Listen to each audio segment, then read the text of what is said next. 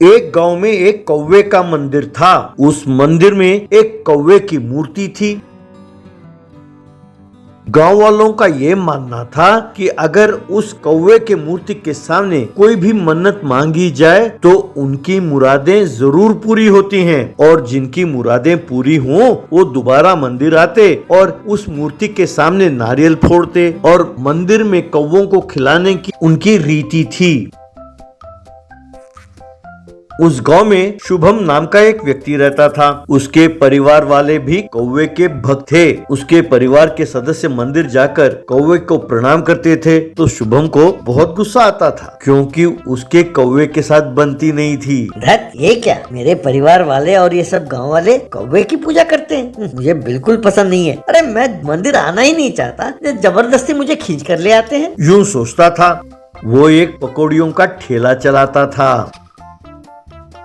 वो अपने ठेले में पनीर ब्रेड पकौड़ा बनाकर बेचता था, क्योंकि वो बहुत स्वादिष्ट होता था। लोग ज्यादा मात्रा में आकर खाते थे।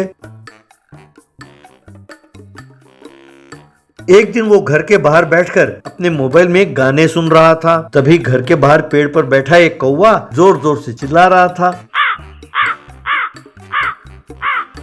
उसे बहुत गुस्सा आया। उसने कहा, उड़ो यहाँ से, भागो। लेकिन वो कौवा फिर से चिल्लाने लगा।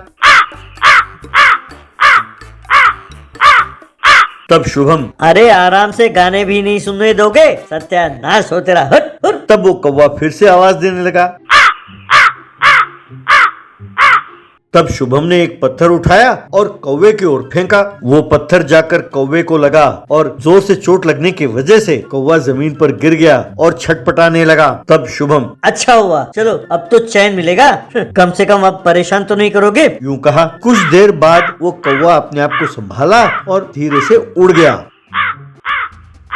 उस दिन से वो कौवा शुभम पर नजर रखने लगा, उसे बदला लेना चाहता था। जहाँ भी शुभम जाता ये कौवा उड़ते हुए उसी के पीछे जाता और वहाँ पर जोर जोर से चिल्लाता।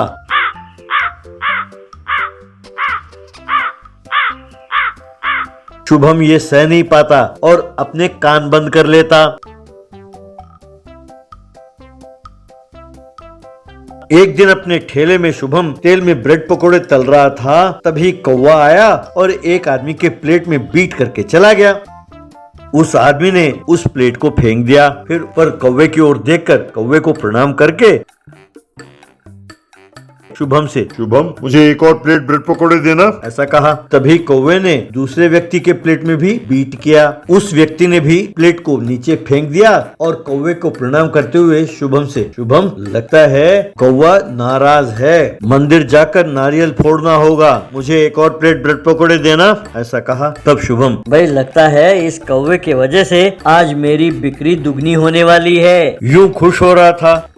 तभी कौवा आया, पकौड़ी के लिए बनाए हुए बैटर के ऊपर बीट करके चला गया। ये देखकर शुभम परेशान हो गया। ये देखकर एक आदमी, अरे शुभम, कौवे ने घोल में बीट कर दिया है, अब तुम पकौड़ी कैसे बनाओगे? तब शुभम, अरे अपना कौवा माता है ना, बीट निकाल कर पकौड़ी बनाएंगे, इसमें क्या है, ऐसा कहा। तब एक आदमी, हमारा दिमाग खराब है, अरे कौवे के बीट वाले पकौड़े हम खाएंगे हैं? तब शुभम, और जब तुम्हारे प्लेट में कौवे ने बीट किया तो उस प्लेट को फेंक कर एक और प्लेट मांगा था ना। तब वो व्यक्ति, अरे उसने मेरे प्लेट में बीट किया तो मैंने प्लेट फेंका और एक और प्लेट ऑर्डर किया। अरे ठीक है, कौवा माता है, इसका मतलब ये थोड़ी कि कौवे के बीट वाले पकौड़े हम खाएंगे। चलो भाई चलो, यहाँ से चलते हैं, कहकर सब वहाँ से चले गए। इस तरह उस दिन शुभम का धंधा एकदम ठप पड़ गया।